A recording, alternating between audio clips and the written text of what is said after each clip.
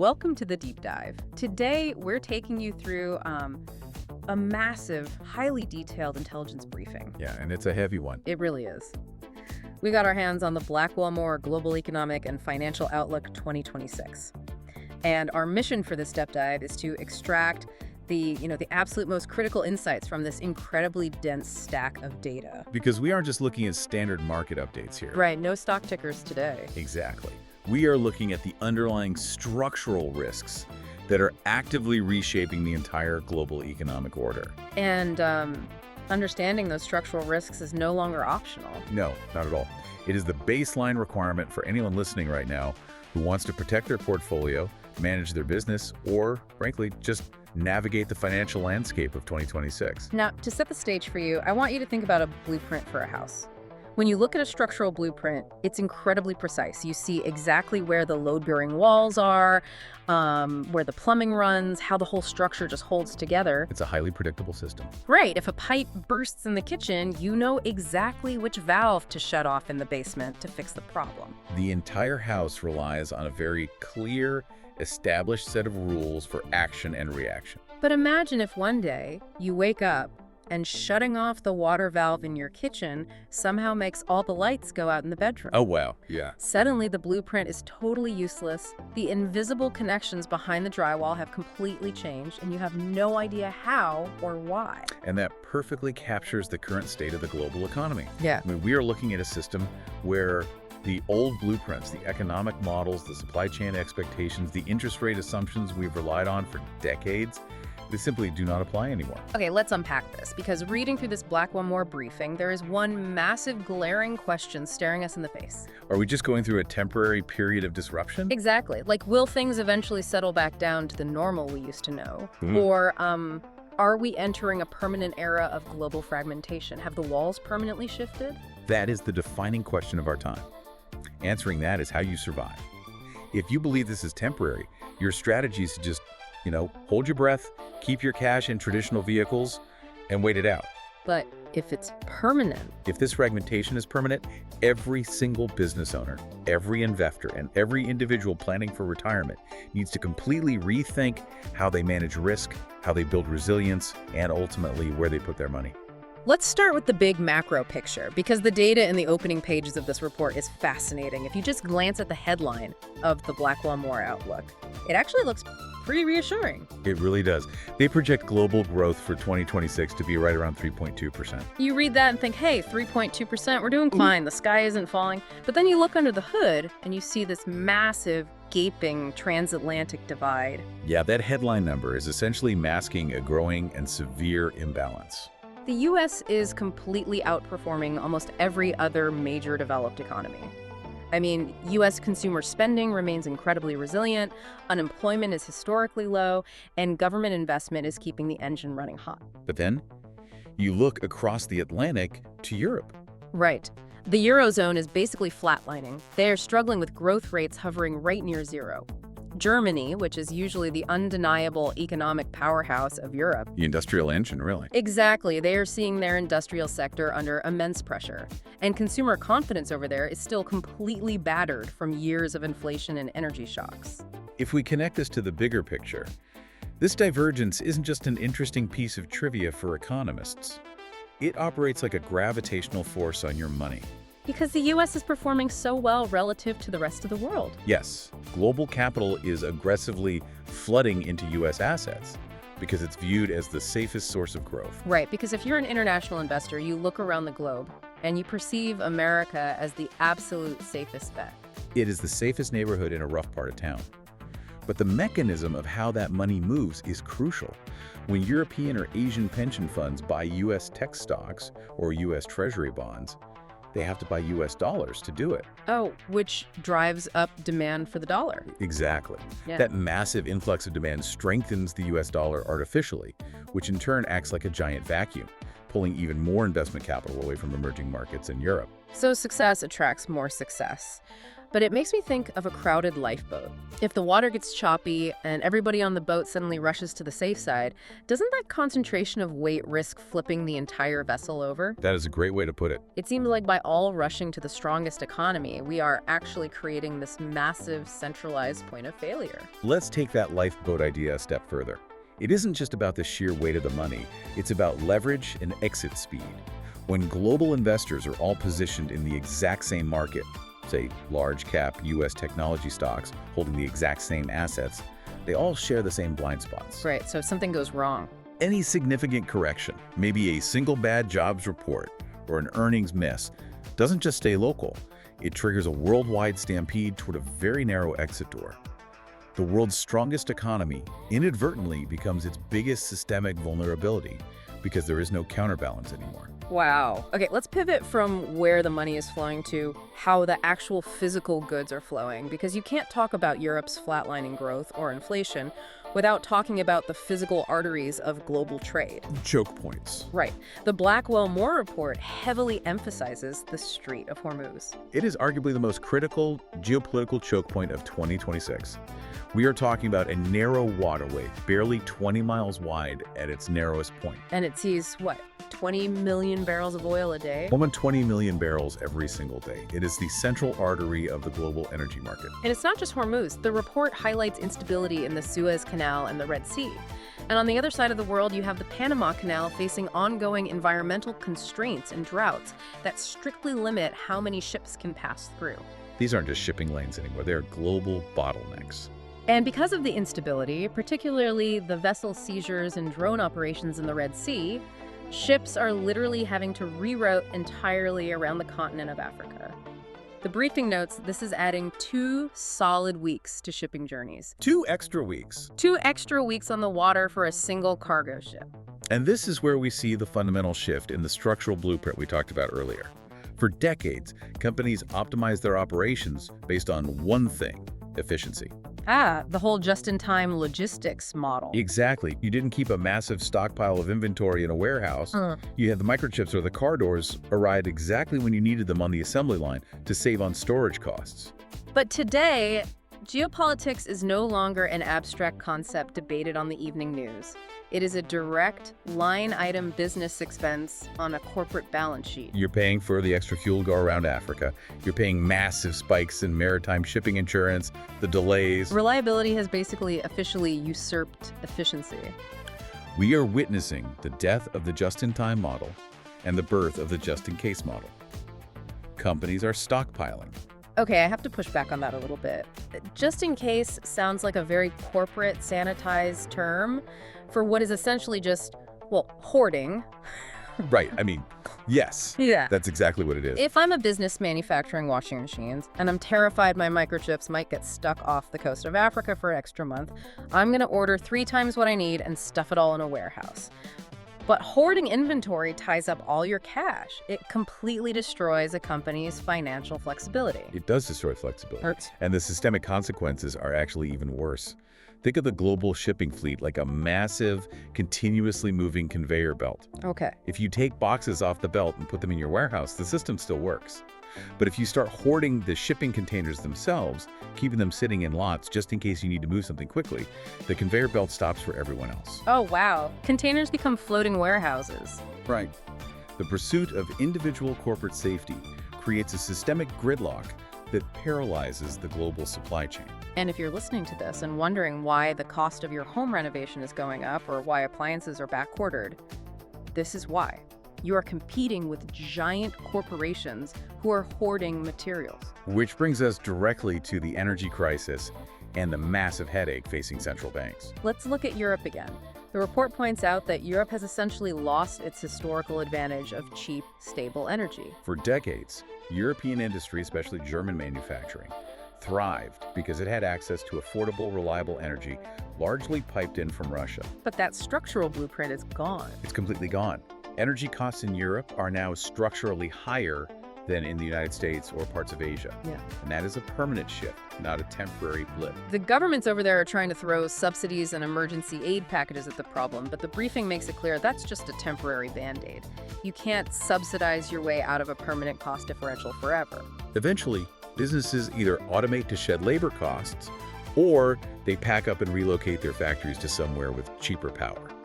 And this creates a phenomenon the report calls imported inflation for everyone else.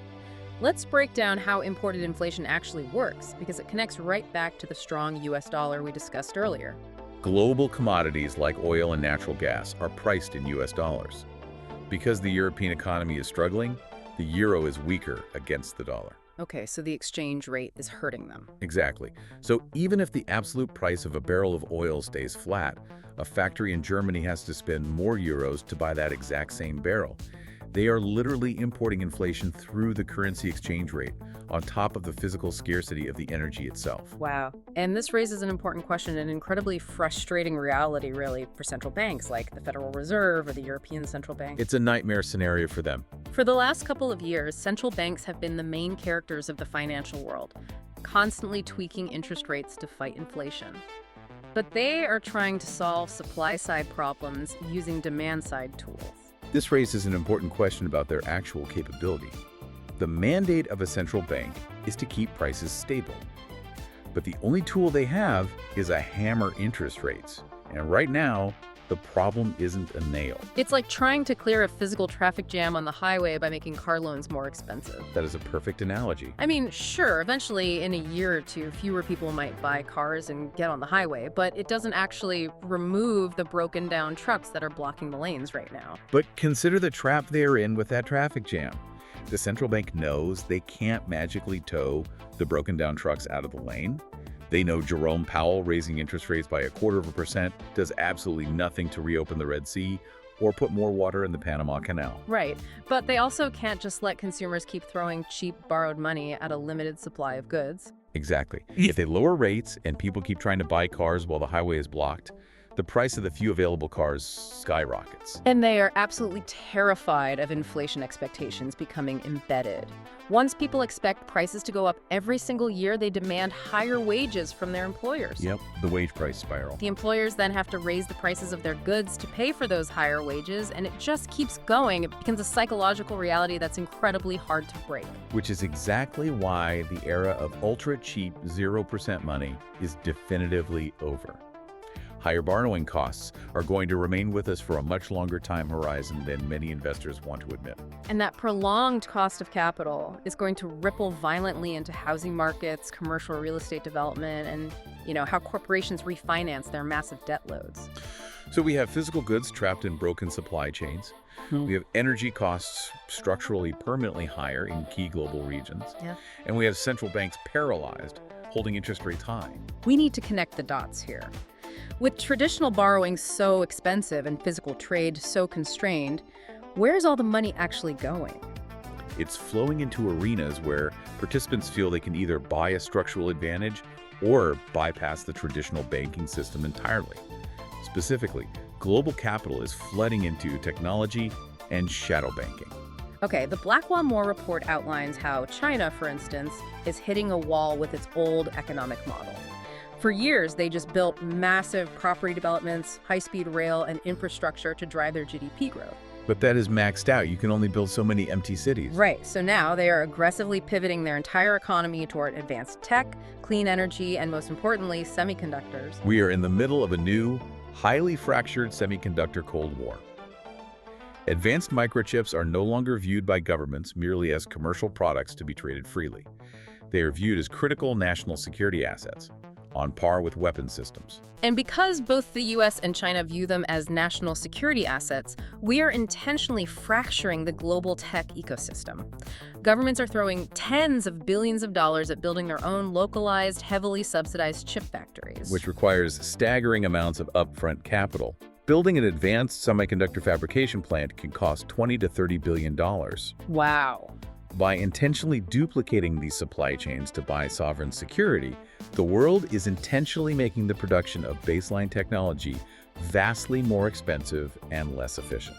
Here's where it gets really interesting, though, because building these fragmented tech supply chains requires immense funding, but we just established that central banks have made traditional borrowing incredibly expensive, so the corporate world is finding new, dark corners to get their cash. Yes, the report dedicates a huge section to shadow banking. Shadow banking, it sounds incredibly risky. is a phenomenal shift in how the global economy is actually funded.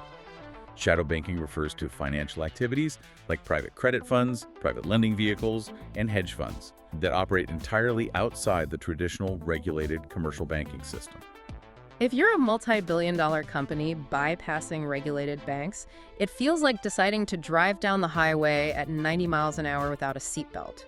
I mean, sure, it feels freeing, it's highly flexible, you don't have a regulatory alarm beeping at you constantly until you hit a pothole. Right. Think of shadow banking like a high-end, pop-up payday lender for mega corporations. During periods of economic stability, it is highly attractive. It provides corporations with fast, flexible financing without the strict capital requirements or the red tape of a traditional bank. But because these entities operate under a completely different, looser regulatory framework, they don't have the same systemic safety net. Exactly. They don't have a central bank ready to bail them out as a lender of last resort. So that pothole is liquidity. Precisely. In times of severe market stress, the liquidity in shadow banking can evaporate overnight. The money simply disappears when the corporation needs to roll over its debt the most. It is such a wild, glaring contradiction. On one hand, you have the world spending trillions of dollars to build redundant, hyper-secure, heavily defended local semiconductor supply chains to guarantee stability. And on the other hand, the corporate world funding this buildup is heavily relying on completely unregulated shadow markets for their daily operational cash flow. At the exact same time, traditional capital is fleeing to safety, gold is surging, institutional money is moving into digital assets. It's like everyone is hedging their bets in opposite directions simultaneously. It really reflects a global economy trying to navigate profound, uncharted uncertainty.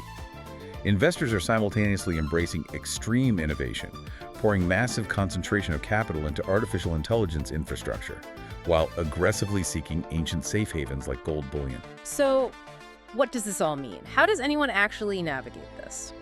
If you're listening to this deep dive, how do you manage a retirement portfolio or run a small business in a world with broken physical supply chains, paralyzed central banks, and volatile shadow markets? Well, the BlackwellMoore report lays out a few scenarios for the back half of 2026. Let's walk through their projections. What's the base case? Their base case, the scenario they assign the highest probability, is what they call controlled stagflation. This means we see modest, sluggish economic growth, inflation that remains sticky and stubbornly above the central bank's 2% targets, and geopolitical tensions that stay high but don't quite boil over into an outright global war. Basically a slow, uncomfortable grind for the foreseeable future. Yes, exactly. Then there is the downside scenario. This hinges heavily on the choke points we discussed, particularly the Strait of Hormuz. Okay, so if things get worse there. If we see a major military escalation there that physically shuts down commercial shipping, their model's Project Oil could spike to $150 a barrel. Wow, $150. And if that happens, it reignites massive inflation globally, forces central banks to hike rates even further, and completely crushes whatever modest growth we currently have. But they do offer an optimistic scenario, right? I mean, it's not entirely doom and gloom in this briefing. No, not entirely. The optimistic view relies on meaningful diplomatic progress, an easing of localized energy pressures, and a surprising level of resilience from consumers and businesses who rapidly adapt to the new logistics environment. The report also gives us a literal radar, a checklist of what to watch. They advise keeping your eyes glued to Brent, crude oil prices, European natural gas inventories, communications from the Federal Reserve, and global freight rates. Freight rates are key. Right. If you want to know where the economy is going, watch the freight. If the cost to ship a container across the ocean goes up today, that is inflation hitting the consumer at the checkout counter in exactly 6 months. And that leads directly to the playbook for navigating this. The ultimate takeaway from BlackwellMoore is that risk awareness is not the same thing as pessimism. You can be fully prepared for structural shifts without being panicked. So what's the strategy they outline? It emphasizes maintaining liquidity so you have the dry powder and flexibility to act when conditions change.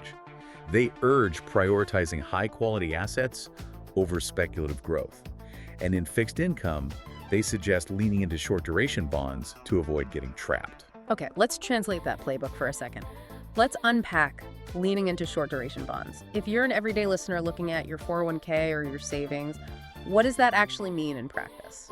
Okay, so a bond is essentially you loaning money to the government or a corporation for a set period at a set interest rate. Right. If you lock your money into a long-duration bond, say 10 or 20 years, and inflation forces central banks to raise interest rates next year, you are trapped holding a bond that pays a lower, older rate. Oh, because your money is stuck. Exactly.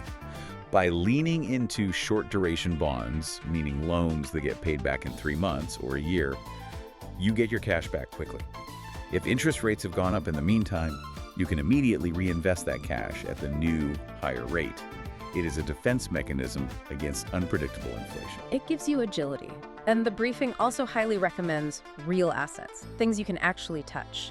Infrastructure, strategic commodities, energy-related investments. Because when the digital numbers on a screen get volatile or a shadow bank freezes withdrawals, owning the physical building blocks of the economy provides actual, tangible resilience. When the financial plumbing gets complicated, owning the physical pipes holds immense value. Exactly. So bringing this all together for you, the listener, this means the days of looking at the world in neat, tidy little silos are officially over. You can no longer just look at your stock portfolio or your local real estate market or the evening news as separate, unconnected things. You have to understand the invisible blueprint behind the walls.